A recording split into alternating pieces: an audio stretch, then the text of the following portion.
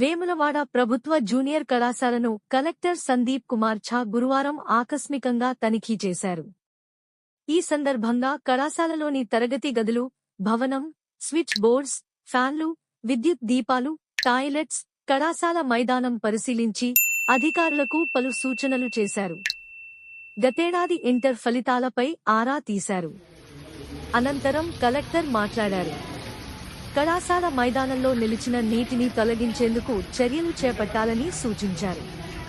తరగతి గదులు, ఆవరణలో పరిశుభ్రంగా ఉండేలా చూడాలని ఆదేశించారు. కళాశాలలో కావాల్సిన సౌకర్యాలపై ఒక నివేదిక ఇవ్వాలని పేర్కొన్నారు. ఉన్నతాధికారులతో మాట్లాడి ఆయా సౌకర్యాలు కల్పించేందుకు చర్యలు చేపడతామని కలెక్టర్ తెలిపారు.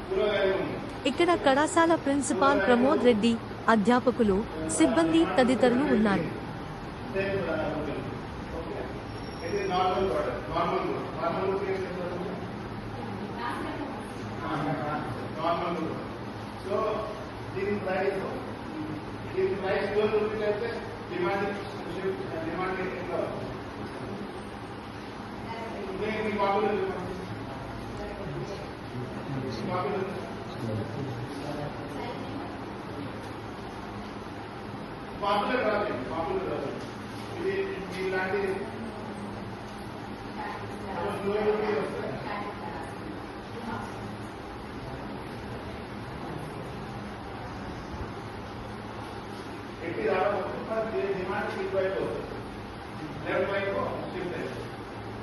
डिमांड